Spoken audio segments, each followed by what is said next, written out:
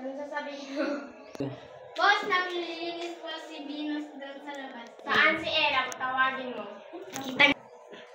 Ella, hinahanap ka ni... Ella, hinahanap ka ni Boss. Bakit daw? Boss?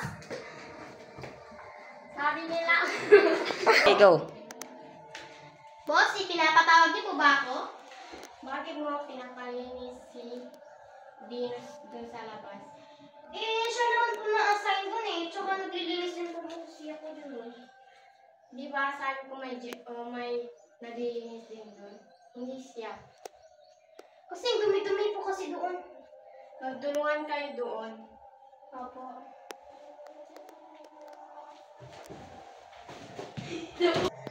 Venus, halika ba? Akala ko baby. Sabihin mo sa boss natin, may ginawa din ako. Hindi ikaw lang. Una itapos ko sa akin. Napiangal si Hana, bakit lagi ako nito? Boss, halika lang po si Ella. Linis naman kanina. Bakit ka naglinis, Joyce? Sinong kasama mo? Si Ella po. Hindi ako pagamuha lang ka.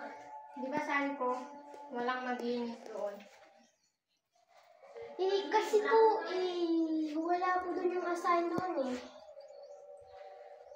Di ba noon sinabihan ko na kayo na once na maulit pa yun, matatanggal kayo? Opo. Kasalanan niya po kasi eh. Anong ginawa mo? Wala po, naglinis lang. Naglinis lang pala. Kasi, siya po yung nagkalat doon eh.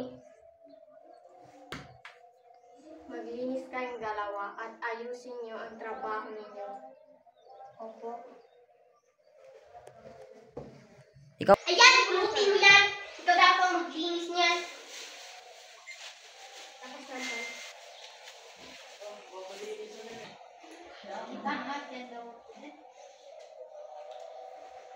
Saan si Ella? Doon ko sa kwan. Anong ginagawa niya doon? Diba sabi ko daw nakukuha. Venus, saan si Ella? Ba't ikaw naglilinis? Hindi ko po alam. Saan ko? Diba sabi ko dalawa kayo maglinis?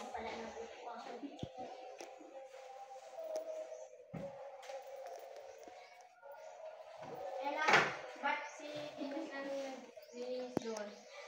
Kasi po, siya din po kasi yung nagkarat doon eh. Wala nang sabi, pumunta ka sa office. Opo. Grabe sa mga talaga. Ayaw mo naman magtrabaho. Mag-resign ka na lang. Ay, hindi po! Hindi po yan pwede! Kailangan ko po ng trabaho. Wala ka namang ginagawa dito kung pinaglilinis mo rin si Venus. Pati po ako, ma'am. Naglilinis din po ako dun sa labas. Pero sabi niya, siya na daw lang bahala. Sabi niya, wala ka daw ginawa. Kasi... Sinungaling talaga ang Venus na yan. Wala lang magsalita.